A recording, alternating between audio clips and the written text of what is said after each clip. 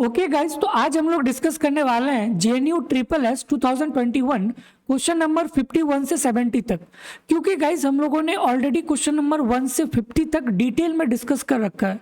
तो अगर आप पार्ट 1 वाला वीडियो नहीं देखी हो तो गाइस पहले वो देख लेना, फिर पार्ट 2 से स्टार्ट करना। ओके गाइस, ये डिटेल डिस्कशन होगा, लेक्चर को बिल्कुल भी मिस मत करना। ओके तो चलिए गाइस, हम लोग क्वेश्चन नंबर 51 से स्टार्ट करते हैं।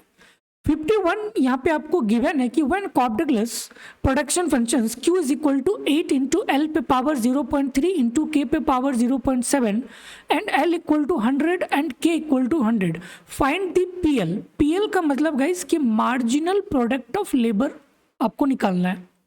ओके ओके गाइस, हर चीज आपको यहाँ पे गिवन है, जस्ट इसको डिफ्रेंशिएट करो। तो अगर गाइस मैं इसको डिफरेंशिएट करूंगा विथ रिस्पेक्ट टू एल, तो गाइस ये क्या बन जाएगा, 8 इंटू 0.3 एल पे पावर 0.3 माइनस 1 इंटू के पे पावर 0.7। ठीक है, तो गाइस ये क्या बन जाएगा, 8 इंटू 0.3 इंटू एल पे पावर माइनस 0.7 इंटू के पे पावर 0.7। ओके ओके, और गाइस एल और के का वैल्यूज यहाँ पे आपको गिवन है, तो जस्ट पुट करो। 8 इंटू 0.3 इंटू एल का वैल्यू क्या है, 100 पे पावर माइनस 0.7 इंटू 100 पे पावर 0.7। तो गाइस एमपीएल का वैल्यू क्या आ जाएगा, 8 इंटू 0.3 मतलब 2.4 इंटू 100 पे पावर माइनस 0.7 इंटू 100 पे पावर 0.7। डन। तो गाइज इसको ऐसे लिख सकते हैं 2.4 इंटू 100 पे पावर 0.7। गाइज ये माइनस है तो नीचे में चले जाएगा, तो क्या बन जाएगा 100 पे पावर 0.7। तो गाइज इसको कॉमन ले लो, 2.4 इंटू 100। अच्छा गाइस ये तो कैंसिल हो जाएगा, तो यहाँ पे आ जाएगा 1, तो ये क्या बन जाएगा 2.4। तो गाइस देख सकते हो कि ऑप्शन नंबर 1 आपका 2.4 है। ठीक है गाइस, सिंपल, जस्ट आपको यहाँ प्रोडक्शन फंक्शंस गिवन है और पूछा गया है कि भाई मार्जिनल प्रोडक्ट ऑफ लेबर क्या होगा। तो गाइस इसको डिफ्रेंशिएट करो विथ रिस्पेक्ट टू लेबर, तो आपको ये मिल जाएगा, और L और K का वैल्यू गिवन है 100, तो जस्ट पुट करो यहाँ पे 100, तो आपको ये मिल जाएगा। अब कैसे माइनस है तो ये नीचे में चले जाएगा। ठीक है, तो ये 100 पे पावर 0.7 दोनों कैंसिल हो जाएगा, और 8 इंटू 0.3 मतलब 2.4, तो 2.4 इंटू 1 क्या बन जाएगा 2.4। ठीक है, तो करेक्ट आंसर हो जाएगा option number A. Okay guys, move करते हैं क्वेश्चन नंबर 52 पे। गिवन है कि consumer preference over commodity 1 and 2 can be represented by the utility functions. और गाइज यहाँ पे यूटिलिटी फंक्शंस आपको गिवन है परफेक्ट सब्स्टिट्यूट्स। ठीक है, और गाइज आपको पता है ना कि परफेक्ट सब्स्टिट्यूट्स का क्या मीनिंग होता है। अगर गाइज दो गुड है x1 और x2, let's say this is Coke and this is Pepsi, x2 is Pepsi, तो अगर गाइज कोक का प्राइस इंक्रीज होगा तो कंज्यूमर शिफ्ट कर जाएगा पेप्सी पे। सिमिलरली अगर पेप्सी के प्राइस इंक्रीज होगा तो कंज्यूमर शिफ्ट कर जाएगा कोक के तरफ। क्यों? क्योंकि गाइस ये सब्स्टिट्यूट गुड है, कंज्यूमर सब्स्टिट्यूट कर सकता है जब उसके अगर प्राइस चेंज होगा तो वही चीज गाइस यहाँ पे गिवन है कि अगर गुड वन के प्राइसेस चेंज होता है, लेट सपोज कि अगर इसके प्राइस इंक्रीज हो गया तो भाई कंज्यूमर यहाँ शिफ्ट कर जाएगा ना, मतलब कंज्यूमर ने सब्स्टिट्यूट कर लिया किधर x2 के तरफ। क्यों? क्योंकि प्राइस चेंज हो गया, और गाइस हमें पता है कि जब अगर प्राइस चेंज हुआ, कंज्यूमर जब सब्स्टिट्यूट करता है तो उसे हम क्या बोलते हैं, सब्स्टिट्यूशन इफेक्ट। तो वही चीज है कि अच्छा यहाँ पे नहीं है, बट गाइज इसका इनकम इफेक्ट नहीं होता है, ओनली सब्स्टिट्यूशन इफेक्ट होता है। तो वही चीज है ऑप्शन नंबर 1 में कि there is no income effect on the demand for commodity 1। Okay guys, अब खुद सोचो कि दो गुड है x1 x2, इसके प्राइस इंक्रीज हो गया तो कंज्यूमर इधर शिफ्ट कर गया ना, तो यहाँ पे सिर्फ सब्स्टिट्यूशन इफेक्ट होता है, इनकम इफेक्ट नहीं होता है। अगर गाइस आप कॉम्प्लीमेंट वाला अगर आपको याद हो, परफेक्ट कॉम्प्लीमेंट, वहाँ पे क्या होता है कि यहाँ पे सब्स्टिट्यूशन इफेक्ट नहीं होता है, बट हाँ इनकम इफेक्ट होता है। ओके, एंड परफेक्ट सब्स्टिट्यूट में गाइस आपका सब्स्टिट्यूशन इफेक्ट होता है, इनकम इफेक्ट नहीं होता है। और परफेक्ट कॉम्प्लीमेंट में सब्स्टिट्यूशन इफेक्ट नहीं होता है, इनकम इफेक्ट होता है। ठीक है, और गाइज मैंने आपको बता दिया कि अगर दो गुड है, एक गुड की अगर प्राइस इंक्रीज होगा तो कंज्यूमर शिफ्ट कर जाएगा गुड 2 के तरफ। क्यों? क्योंकि प्राइस चेंज हो गया। तो जब प्राइस चेंज होने के कारण अगर कंज्यूमर अपने गुड्स को शिफ्ट करता है, उसी को तुम लोग बोलते हैं सब्स्टिट्यूशन इफेक्ट। ठीक है, तो यहाँ पे गाइज कोई भी इनकम इफेक्ट नहीं होता है परफेक्ट सब्स्टिट्यूट के केस में। तो करेक्ट आंसर क्या बन जाएगा? There is no income effect on the demand for commodity 1।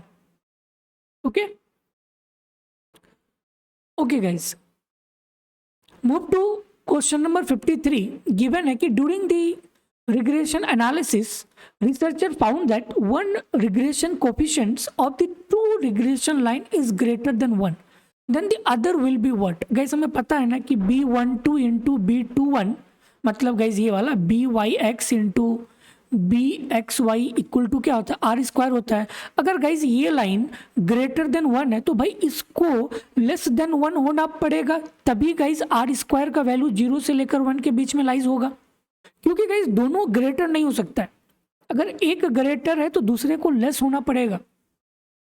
तो वही चीज है कि अगर एक लाइन ग्रेटर है तो दूसरे को लेस होना पड़ेगा, तभी गाइस ये 0 से लेकर 1 के बीच में आएगा, क्योंकि आर स्क्वायर का वैल्यू 0 से लेकर 1 के बीच में लाइज करता है। ठीक है, तो जब ये वैल्यू इंक्रीज होगा तो इस वैल्यू को कम होना पड़ेगा। तो करेक्ट आंसर क्या बन जाएगा? Option number C. Okay okay guys, move करते हैं क्वेश्चन नंबर 54 पे। Disinflation is a situation when inflation is slowing down over a period of time, inflation is negative over a period of time, या फिर inflation is increasing and positive over a period of time, या फिर option number D. तो guys आपको पता होना चाहिए कि भाई डिसइन्फ्लेशन होता क्या है। गाइज इन्फ्लेशन तो हमें पता है कि जब प्राइस लेवल इंक्रीज होता है तो उसे हम बोलते हैं इन्फ्लेशन। अब इसी का उल्टा गाइस, जब रेट ऑफ इन्फ्लेशन कम होता है देन हम उसको बोलते हैं डिसइन्फ्लेशन। ठीक है, तो गाइस वही चीज है कि जब रेट ऑफ इन्फ्लेशन डिक्रीज होता है ओवर द टाइम, उसी को हम लोग क्या बोलते हैं? डिसइन्फ्लेशन। तो गाइस करेक्ट आंसर क्या बन जाएगा? ऑप्शन नंबर ए, कि inflation is slowing down over a period of time. ये आपका इन्फ्लेशन है और ये आपका डिसइन्फ्लेशन है, कि इन्फ्लेशन कम हो रहा है ओवर द टाइम। ओके, इसको एक बार रीड कर लेना। Okay guys, question number 55। Which hypothesis state that people gear their consumption behaviour to their long term consumption opportunity and not their current level of income? तो guys आपको पता होना चाहिए कि लाइफ साइकिल कंजम्पशन हाइपोथेसिस क्या था, permanent consumption hypothesis क्या था, and similarly option C and D. तो गाइस अगर हम मूव करें परमानेंट इनकम हाइपोथेसिस पे, जो कि मिल्टन फ्रीडमैन के द्वारा दिया गया हुआ है, सजेस्ट दैट कि इंडिविजुअल जो कंजम्पशन करता है ना, ठीक है, इसका जो कंजम्पशन डिसीजन है वो बेस्ड होता है एक्सपेक्टेड लॉन्ग टर्म इनकम के बेसिस पे, rather than the current income, rather than the current income. तो गाइज इन्होंने टेम्पररी इनकम के बारे में नहीं बोला, इन्होंने बोला कि भाई परमानेंट इनकम के बेसिस पे कंज्यूमर अपने कंजम्पशन डिसीजन को डिसाइड करता है। ओके, तो करेक्ट आंसर क्या बन जाएगा? Permanent income hypothesis. ठीक है, डन। क्योंकि गाइज यहाँ पे गिवन है कि भाई long term consumption opportunities, okay, and not their current level of income, long term. तो गाइज इन्होंने लॉन्ग टर्म के बारे में बताया था कि जो कंज्यूमर है अपने कंजम्पशन डिसीजन को लॉन्ग टर्म इनकम के बेसिस से डिसाइड करता है, मतलब लॉन्ग टर्म परमानेंट इनकम के बेसिस से डिसाइड करता है, ना कि करंट इनकम के बेसिस पे। तो करेक्ट आंसर क्या बन जाएगा? Option number B. गाइस ये सारे आपको पता होना चाहिए, life cycle, relative income hypothesis, income related. Okay, तो गाइस यहाँ पे गिवन है, इसको एक बार रीड कर लेना। ओके गाइज, मूव करते हैं क्वेश्चन नंबर 56 पे। गिवन है कि MPC is 2/5, change in government expenditure is 1, change in tax is 1/2, 1/10, then the fiscal policy multiplier will be what? तो गाइस आपको पता है ना फिजिकल मल्टीप्लायर इक्वल टू क्या होता है 1/1 माइनस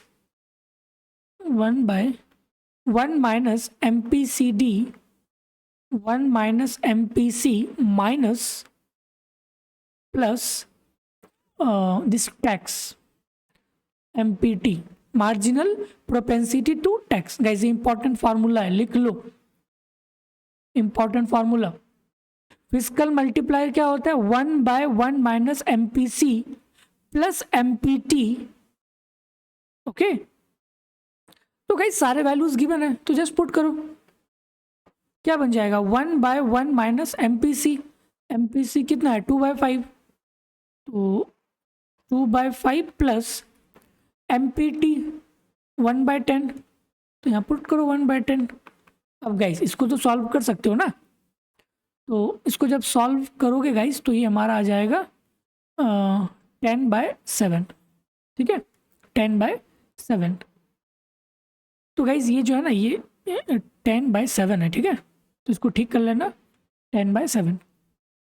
ओके गाइस ये जो इक्वेशन है ना वो यहाँ से ड्राइव किया गया है, simple y = c + i + z, जैसे विदाउट टैक्स वाला था ना 1/1 माइनस MPC, विथ टैक्स वाला था ना minus MPC divided by 1 minus MPC, ठीक है। तो सिमिलरली गाइज ये वाला है विथ टैक्स, तो 1/1 माइनस MPC प्लस MPT, तो वैल्यूज पुट करो you will get the physical multiplier, ठीक है गाइज। जितने भी मल्टीप्लायर वैल्यू है ना उसको इसी इक्वेशन से ड्राइव किया गया है, याद रखना, ठीक है। Okay guys question number 57 given है कि when money demand functions MD = 0.5y minus 50R and money supply is 1000 crore. Find the LM curve. Guys simple, money demand equal to money supply, that is the equilibrium situation ना। money demand क्या है 0.5y minus 50R equal to 1000। अब guys इसको solve कर लो तो क्या आ जाएगा 0.5y equal to उसको उधर भेज दो तो क्या बन जाएगा 1000 प्लस 50R, तो y क्या आ जाएगा 1000 प्लस 50R बाई 0.5। अब इसको तो सॉल्व कर सकते हो ना, तो y equal to 1000 plus 50R divided by 0.5। तो गाइज इसको इंडिविजुअली भी लिख सकते हैं 1000 divided by 0.5 plus 50R divided by 0.5, ठीक है। तो गाइज इसको सॉल्व कर लो, ये उठ के एक जीरो यहाँ पे आ जाएगा, ये कट जाएगा 2000 आ जाएगा, तो ये आ जाएगा 2000 प्लस एक जीरो यहाँ पे आ जाएगा, तो ये हमारा बन जाएगा 100, तो ये आ जाएगा 100R, simple 2000 plus 100R guys correct answer ये, ठीक है। तो जब भी गाइस LM कर्व रहेगा आपको निकालने के लिए तो money demand must be equal to money supply, क्योंकि guys LM curve money market equilibrium बताता है, ठीक है। तो money demand must be equal to money supply, और आपको मनी डिमांड गिवन है मनी सप्लाई भी गिवन है, जैसे इक्वेट करो और y in terms of R लेके आओ, ठीक है। और गाइज ये प्लस आना चाहिए तभी ये LM कर्व होगा, अगर यहाँ पे माइनस आता तभी हमारा बन जाता IS कर्व, क्योंकि गाइज IS कर्व में क्या है कि इनकम और rate of interest negative relations होता है, बट LM कर्व में ये पॉजिटिवली रिलेटेड होता है, ठीक है। तो गाइज करेक्ट आंसर बन जाएगा option number A. Okay guys move to question number 58 given है कि which of the following statement is not correct. In India's total population of age group 60 and above from 2001 to 2011 has increased, या फिर option B, C, D। तो guys ये data आपको पता होना चाहिए। तो अगर मैं स्टेटमेंट 1 की बात करूँ गाइज तो ये बिल्कुल करेक्ट है, क्योंकि जो पॉपुलेशन है the population of people age 60 and above in India increase from 2001 to 2011 due to rising life expectancy and improve health care. तो गाइज ये स्टेटमेंट तो बिल्कुल सही है। अगर मैं स्टेटमेंट बी की बात करूं तो टोटल पॉपुलेशन जो है of the age 60 plus did not decrease, rather it increase, this make statement B is incorrect. ठीक है, क्योंकि गाइज यहाँ पे लिखा हुआ है कि भाई ये डिक्रीज हुआ है, नहीं बल्कि ये इंक्रीज हुआ है, तो ये तो गाइज बिल्कुल गलत है। Similarly guys option C, the population of the 0 to 14 age group decreased between 2001 and 2011 due to the declining fertility rates and the family planning measures। तो गाइज ये भी सही है कि 0 to 14 एज ग्रुप जो है डिक्रीज हुआ है due to this fertility rate declining and the family planning. So this is also correct and similarly guys option D भी करेक्ट है। और यहाँ पे पूछा गया है कि नॉट करेक्ट, तो नॉट करेक्ट क्या बन जाएगा? Option number B. ठीक है, इसको एक बार रीड कर लेना। ओके गाइज, मूव करते हैं क्वेश्चन नंबर 59 पे। गिवन है कि for null hypothesis H not equal to beta two equal to zero. तो गाइज नल हाइपोथेसिस क्या है? Beta two equal to zero. तो गाइज ऑल्टरनेट क्या हो जाएगा? B two not equal to zero. Not equal to zero का मतलब कि भाई लेस देन जीरो या फिर ग्रेटर देन जीरो। तो गाइज यहाँ पे क्या हो जाएगा? टू साइडेड हाइपोथेसिस टेस्ट ना। ठीक है, क्योंकि एक लेस देन हो गया और एक ग्रेटर देन हो गया, तो हम यहाँ पे टू साइडेड हाइपोथेसिस टेस्ट लगा सकते हैं। ठीक है, तो करेक्ट आंसर क्या बन जाएगा? Option number B. Okay guys, this question is not important for COT. Okay, question number 61 given है कि एक इंडिविजुअल है, has 30 rupees as capital, 25 worker as a labour, total factor productivity is constant at 0.4, output elasticity of labor is 0.3, output elasticity of capital is 0.7, then what will be the production functions in the form of Cobb-Douglas? ठीक है, तो आपको Cobb-Douglas के term में guys निकालना है। तो guys हमें पता है ना कि जनरल फॉर्म ऑफ Cobb-Douglas क्या होता है? ए इंटू के पे power alpha and into L पे power beta, that is the general form of Cobb-Douglas CD। और गाइस सारे वैल्यूज यहाँ पे आपको गिवन है, तो जस्ट पुट करो। ठीक है, आपको गाइस यहाँ पे मैं लिखता हूँ जो भी वैल्यूज गिवन है। ए का वैल्यू गाइस गिवन है 0.4। ठीक है, टोटल फैक्टर प्रोडक्टिविटी, तो ये क्या बन जाएगा? 0.4। Okay fine. Output elasticity of labour, मतलब ये जो लेबर के ऊपर जो पावर है ना बीटा, इसी को हम लोग बोलते हैं इलास्टिसिटी वैल्यू ऑफ लेबर। तो गाइस बीटा का वैल्यू 0.3 है, तो जस्ट पुट करो बीटा इक्वल टू 0.3। और output elasticity of capital, capital के ऊपर क्या? अल्फा, मतलब ये अल्फा वैल्यू क्या है? 0.7, तो ये आ जाएगा 0.7। Done, fine. और गाइस के का वैल्यू है 30, लेबर का वैल्यू है 25, K equal to 30, labour equal to 25। तो गाइस पुट करो फंक्शंस पे। ठीक है, तो Q इक्वल टू क्या था? A इंटू के पे पावर अल्फा इंटू एल पे पावर बीटा। तो A का वैल्यू क्या है? 0.4 इंटू के का वैल्यू क्या है? 30, इसके पावर, तो गैस के का पावर क्या? अल्फा, और अल्फा का वैल्यू क्या है? 0.7, तो आ जाएगा 0.7 इंटू लेबर 25, बीटा 0.3। सिंपल। तो गैस आप देख सकते हो कि एक ऑप्शन जो कि बिल्कुल मैच कर रहा है, ऑप्शन नंबर डी। ठीक है, ऑप्शन डी बिल्कुल मैच कर रहा है, तो करेक्ट आंसर क्या बन जाएगा? Option number D. Okay okay guys, move करते हैं क्वेश्चन नंबर 62 पे। गिवन है कि when MC and MR damage bond by society is 10 in case of externality, find the government revenue when C interferes the externality. ठीक है, तो guys यहाँ पे हमें एमसी गिवन है, MC equal to 10 plus 0.4x, MR भी given है 30 minus 0.6x, 30 minus 0.6x। Fine.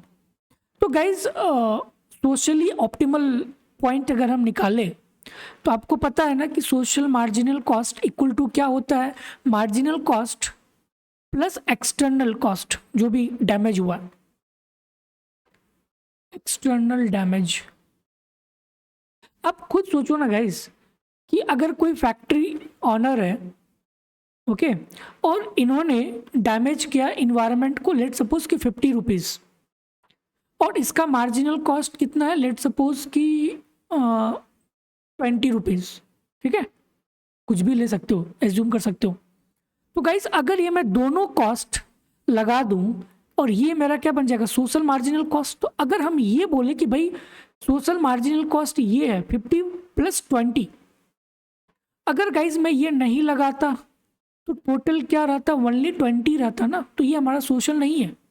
Social optimal point guys वो होता है कि जितना डैमेज हुआ प्लस मार्जिनल कॉस्ट को ऐड कर दो, ठीक है, तो वही हमारा होता है social marginal cost. Okay okay, तो guys just marginal cost given है कितना, 10 + 0.4x, तो 10 + 0.4x plus external damage, external damage कितना का हुआ, 10, तो यहाँ 10 पुट करो, तो गाइस ये क्या बन जाएगा, 20 + 0.4x, तो SMC क्या आ गया, SMC आ गया 20 + 0.4x, SMC आ गया 20 + 0.4x, डन। अब guys at the social optimal point पे SMC must be equal to MR होना चाहिए, this is the socially optimal point, लिख लो guys, this is the socially optimal point, ठीक है। SMC का वैल्यू पता है, 20 + 0.4x equal to MR, MR का वैल्यू पता है 30 - 0.6x, 30 - 0.6x, तो गाइस इधर आ जाएगा तो क्या बन जाएगा, 0.4x + 0.6x इक्वल टू 30 - 20 बन जाएगा 10, तो यहाँ से x का वैल्यू क्या आ जाएगा, 10। सो this is the socially optimal output, ठीक है। तो गाइस x का वैल्यू 10 आ गया और हमें निकालना क्या है, फाइंड द गवर्नमेंट रेवेन्यू, ठीक है। तो गाइस गवर्नमेंट रेवेन्यू क्या होता है, quantity into tax per unit, हाँ, तो यहाँ पे लिखो कि गवर्नमेंट रेवेन्यू क्या होता है कि quantity into tax per unit, tax per unit. तो गाइस क्वांटिटी तो हमें पता है 10, तो यहाँ पे आ गया 10 इनटू, अब गाइस यहाँ पे कोई भी टैक्स क्वेश्चन में गिवन नहीं है, ठीक है, तो यहाँ पे टैक्स होना चाहिए बट यहाँ पे गिवन नहीं है। तो अगर गाइज मैं टैक्स का वैल्यू लेट सपोज 10 एज्यूम करता हूँ, तो ये क्या बन जाएगा, 10 × 10 दैट इज 100, तो करेक्ट आंसर क्या बन जाएगा, option number A.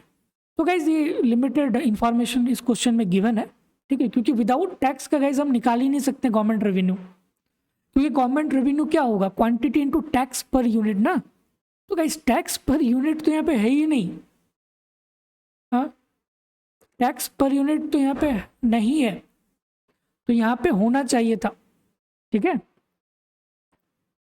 Done, fine. Okay guys, move to question number 63. When marginal rate of tax MRT is 1/5, marginal propensity to consume out of disposable income is 3/5, then the marginal propensity to consume आपको पूछा गया है। तो guys एक important formula है, MPC equal to guys होता है marginal propensity MPCD into 1 - MRT। Guys लिख लो कहीं पे, marginal propensity to consume equal to क्या होता है, marginal propensity to consume of disposable income out of disposable income into 1 - MRT, marginal rate of tax. तो गाइस सारे वैल्यूज गिवन है, ठीक है, MPCT का वैल्यू गिवन है, MRT का वैल्यू गिवन है, तो यहाँ पुट करेंगे गाइस तो हमें MPC मिल जाएगा, पुट करो MPC इक्वल टू MPCD, इसका वैल्यू क्या है 3/5, तो पुट करो यहाँ पे 3/5 इंटू 1 - MRT 1/5। अब गाइस इसको तो सॉल्व कर सकते हो ना, तो इसको कर लेना, ये 12/25 आ जाएगा, ठीक है, 12/25, ऑप्शन नंबर सी। ठीक है, ओके गाइज, ये क्वेश्चन रिपीट लिखा हुआ है, अच्छा रिपीट है। क्वेश्चन नंबर 65 गाइज, ये आपका ई इज ग्रेटर देन 1 है। ठीक है, अगर इलास्टिसिटी का वैल्यू ग्रेटर देन 1 होगा then total revenue curve has a dash slope, positive, negative, zero या फिर none of the above. Guys आपको पता है ना टोटल रेवेन्यू क्या होता है, क्योंकि यहाँ पे आपको पूछा गया टोटल रेवेन्यू के बारे में। तो टोटल रेवेन्यू आपका होता है प्राइस इनटू क्वांटिटी। डन। तो अगर गाइज मैं इसको डिफरेंशिएट करता हूँ, गाइज आप इस क्वेश्चन को थ्योरेटिकली भी सॉल्व कर सकते हो, but guys I believe most on mathematics, so that's I will do from mathematics point of view. Okay, तो गाइज ये बन जाएगा P इंटू क्यू। गाइज इसको डिफरेंशिएट करो, del T R divided by del Q. ठीक है, total differentiation. तो guys ये क्या बन जाएगा, प्राइस को एज इट इज रखो इनटू क्यू का गाइज अगर डेरिवेटिव करेंगे विथ रिस्पेक्ट टू क्यू तो ये बन जाएगा 1 प्लस क्यू को एज इट इज रखो, अब इसको डिफरेंशिएट करो विथ रिस्पेक्ट टू क्यू। तो गाइज ये क्या बन जाएगा, D Q by D P, D Q by D P. तो ये हमारा बन जाएगा D P by D Q. Guys कुछ भी नहीं किया, जस्ट इसको डिफरेंशिएट किए। तो यहाँ पे मेरा यूज होगा प्रोडक्ट रूल। ठीक है, डन। ओके, तो guys del T R equal to P into 1 plus Q into D P by D Q आ गया। और गाइज इलास्टिसिटी का वैल्यू आपको पता है ना, ई इक्वल टू क्या होता है, D Q by D P into P by Q होता है, that is your elasticity value. तो गाइज क्या मैं इसको थोड़ा सा ट्रांसफॉर्म कर सकता हूँ? ओके गाइज, डी क्यू इसको गाइज उलाट दो। ठीक है, तो क्या हम इसको ऐसे लिख सकते हैं, P plus Q into 1 by D Q by D P. Okay, D Q by D P. और गाइज ये क्यू है ना, तो इस क्यू को हम लोग ऐसे लिख सकते हैं 1 बाय क्यू, क्योंकि ऊपर ये चला जाएगा सेम चीज़ ही तो बन जाएगा ना, फिर लिख सकते हैं। अगर गाइज मैं यहाँ से P अगर मैं यहाँ पे डिवाइड करूँगा तो मुझे यहाँ पे मल्टीप्लाई भी करना पड़ेगा P के साथ। डन गाइज, वही चीज़ है, जस्ट इसको मैंने रीअरेंज किया। ठीक है, तो गाइज ये हमारा क्या है, इलास्टिसिटी वैल्यू। हाँ, तो ये क्या बन जाएगा, P plus P by E, P by P। Okay, तो गाइज मैं इसको नेक्स्ट पेज में, गाइज पहले इस बार लिखो फिर बताऊंगा मैं। ठीक है, कंफ्यूजन गाइज एक भी नहीं रहना चाहिए। Del T R divided by del Q equal to, guys P common ले लो तो क्या बन जाएगा, P into 1 plus 1 by E. Guys देखो मैंने क्या किया, T R equal to P into Q था, मैंने इसको डिफ्रेंशिएट किया। ठीक है, तो गाइज P को एज इट इज इसको डिफ्रेंशिएट करो 1 plus Q as it is इसको डिफ्रेंशिएट करो तो D P by D Q. Done. अब गाइज हमें पता है ना कि इलास्टिसिटी का वैल्यू क्या होता है, D Q by D P into P by Q. Done. तो गाइज इसको हम लोग ऐसे लिख सकते हैं ना, 1 बाय, इसी को गाइज नीचे में लेके चले जाओ तो ये क्या बन जाएगा, D Q by D P. Same चीज़ गाइज आएगा ना, D P by D Q same चीज़ आएगा। और यहाँ पे क्यू था तो इसको नीचे में लेके चले जाओ 1 बाई क्यू। ठीक है, अब गाइज यहाँ पे पी तो था नहीं तो मैंने यहाँ पे पी यहाँ पे लगा दिया और यहाँ पे गाइज ये है वही चीज़, जस्ट इसको रीअरेंज किए।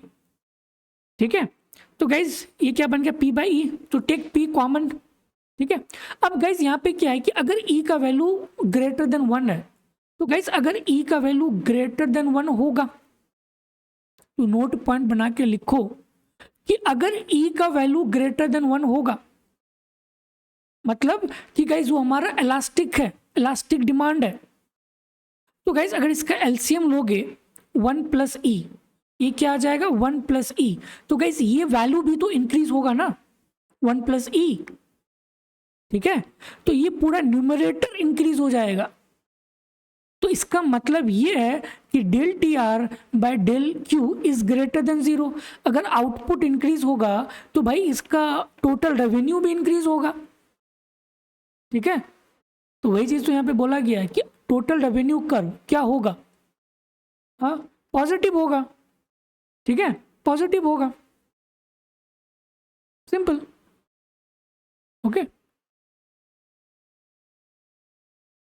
वैसे भी गाइस अगर इलास्टिक डिमांड है, आप खुद सोचो कि अगर डिमांड क्या है, अगर ई ग्रेटर देन 1 है तो इसका मतलब ये है कि भाई वो इलास्टिक डिमांड है। इलास्टिक का मतलब ये है कि अगर प्राइस थोड़ा सा भी कम होता है तो डिमांड काफ़ी ज़्यादा से इंक्रीज हो जाता है, ठीक है, एंड वाइस वर्सा।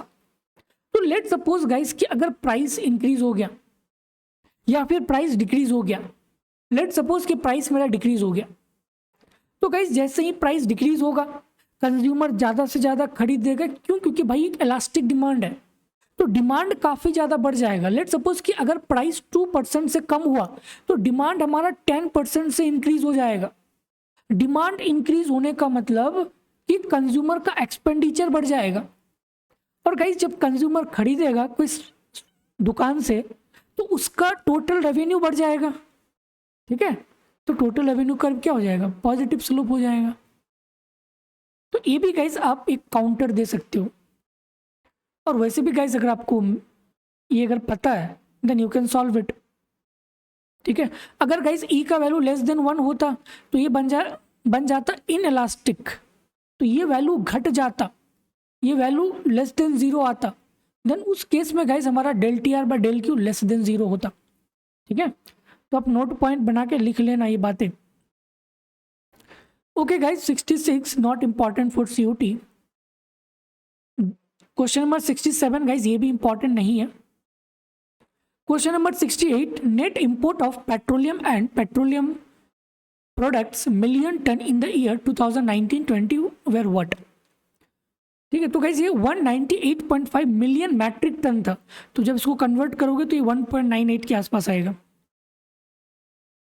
ठीक है। तो करेक्ट आंसर हो जाएगा option number A. Okay guys, question number 69 guys ये बहुत ही इजी सवाल है, बट आपको पता होना चाहिए इस टाइप के इंटीग्रेशन को किस तरह से सॉल्व करते हैं, ठीक है। Okay fine. तो गाइस यहाँ पे आपको गिवन है कि integration x by x minus 1 into x minus 2। Guys ये क्वेश्चन कई बार यूजीसी नेट में पूछा गया है, ठीक है। तो गाइस जब भी इस टाइप का रहा ना तो सबसे पहले इसको ब्रेक करना पड़ता है, मतलब कि अगर x by x minus 1 into x minus 2 है तो गाइस इसको हम लोग को ब्रेक करना होगा a by x minus 1 plus b by x minus 2 के फॉर्म में, ठीक है। जस्ट गाइस इसको मैंने ब्रेक कर दिया डिनोमिनेटर को, ठीक है। x माइनस 1 था तो x minus 1 plus b by x minus 2। अब गाइस यहाँ पे आपको a और b का वैल्यू निकालना होगा, ठीक है। तो guys take LCM on both side, तो ये क्या बन जाएगा a into x minus 2 plus b into x minus 1 divided by x minus 1 into x minus 2 equal to x by x minus 1 into x minus 2, ठीक है। अब guys ये coefficient को कंपेयर करके यहाँ पे आपको ए और बी का वैल्यू निकालना होगा, ठीक है। गाइज आई होप कि आप सभी को ये चीज़ आता है क्योंकि ये बहुत ही ईजी है। X by x minus 1 into x minus 2 equal to, और गाइज मैंने लाइव क्लास में इससे भी टिपिकल इंटीग्रेशंस क्वेश्चंस करवाए हैं स्टूडेंट को, ओके। इक्वल टू गाइज इसको सॉल्व कर सकते हो ना, तो ये क्या बन जाएगा A x minus 2a plus B x minus B. तो गाइज एक्स को कॉमन ले लो तो क्या बन जाएगा a plus B minus 2a plus B लिख सकते हैं। यहाँ पे लिखो x into A plus B plus अच्छा minus minus 2a plus B divided by x minus 1 into x minus 2। अब गाइज न्यूमरेटर को कंपेयर करो, जैसे x के साथ यहाँ पे कुछ है नहीं है, लेट सपोज कि 1 है, कुछ नहीं है तो क्या 1 है। सिमिलरली यहाँ पे x है a प्लस बी, तो ये कोफिशिएंट क्या है a plus b equal to क्या बन जाएगा 1, इक्वेशन 1। और गाइज यहाँ पे कांस्टेंट टर्म तो नहीं है, मतलब 0 है, तो ये क्या बन जाएगा minus 2a minus b equal to 0। अब गाइज दोनों इक्वेशन को सॉल्व कर सकते हो ना, तो इस दोनों इक्वेशन को सॉल्व कर लेना, आपको a और b का वैल्यू मिल जाएगा। तो गाइज इसको जब सॉल्व करोगे तो a का वैल्यू आ जाएगा -1, b का वैल्यू आ जाएगा 2। ठीक है, तो गाइज जस्ट a और b का वैल्यू यहाँ पुट करो, तो ये क्या बन जाएगा इंटीग्रेशन ऑफ a का वैल्यू -1, तो -1 by x minus one plus b, मतलब b का वैल्यू 2 आया, divided by x plus 1 into d x. Guys इसको तो आप सॉल्व कर सकते हो ना, सिंपल है। 1 by x minus 1, guys 1 by x का क्या होता है log x, तो 1 बाय एक्स माइनस 1 का क्या हो जाएगा log x माइनस 1, सिंपल। तो गाइज ये हमारा क्या बन जाएगा log mod x minus 1, guys minus है तो माइनस यहाँ पे आ जाएगा, प्लस 2 कांस्टेंट है 1 बाय एक्स प्लस 1, तो गाइज 1 बाय एक्स प्लस 1 या सॉरी x माइनस 2 है ना, x माइनस 2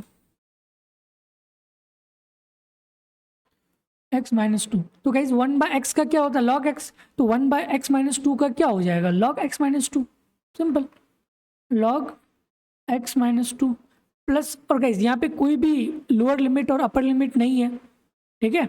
सो ये आपका इंडेफिनाइट इंटीग्रल है, तो उसके लिए कांस्टेंट टर्म लगा दो। अब गाइज यहाँ पे आपका आ गया, इसको हम लोग ऐसे लिख सकते हैं 2 log x minus 2 minus, just इसको रीअरेंज कर दो, log x माइनस 1 प्लस सी। तो गाइज ये आपका क्या बन गया log a minus log b, तो क्या होता है log a बाई बी, तो 2 log x minus 2 divided by x minus 1 plus c, simple. तो अच्छा गाइज आपको यहीं तक पूछा गया है, ठीक है, यहीं तक है, ओके। अच्छा ये 2 है ना गाइज, तो ये 2 को यहाँ पे लेके चले जाओ, ठीक है, ये 2 को, तो आप कुछ गाइज लॉग का बेसिक प्रॉपर्टी आपको याद होना चाहिए सारा, क्योंकि गाइज एक क्वेश्चन तो सीयूटी में तो आना ही आना है, ठीक है। तो गाइज ये 2 को यहाँ पे लेके चले जाएंगे तो क्या बन जाएगा log x माइनस 2, और ये क्या बन गया minus log x minus 1।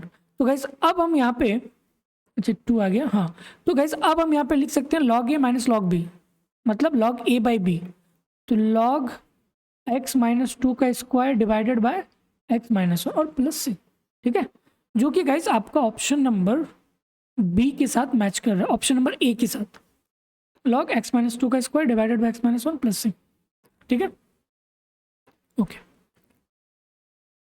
Okay guys. Last question, given below the two statement for time series, the component of time series attached to the long term variation is secular trend, या फिर the component of time series attached to short run variation in a seasonal trend। नहीं गए, जब भी अगर आप time series की बात करते हो ना, जब भी आप टाइम सीरीज डेटा को कलेक्ट करते हो, लेट सपोज कि एक वेरिएबल है, आपने कोई एक वेरिएबल चूज किया, लेट सपोज जीडीपी, और आप गाइज इसको देखना चाहते हो कि भाई लास्ट 15 ईयर्स तक का इसका ट्रेंड क्या है, गाइस यही तो होता है टाइम सीरीज डेटा ना।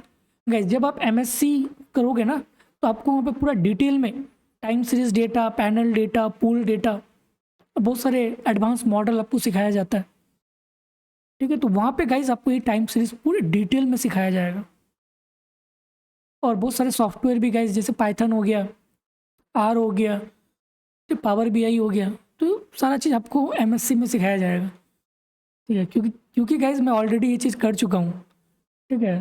क्योंकि अगर गाइज आप एमएससी करोगे ना, तो वहाँ पे आपका एडवांस इकोनोमेट्रिक्स होता है, एडवांस इकोनोमेट्रिक्स 1, एडवांस इकोनोमेट्रिक्स 2।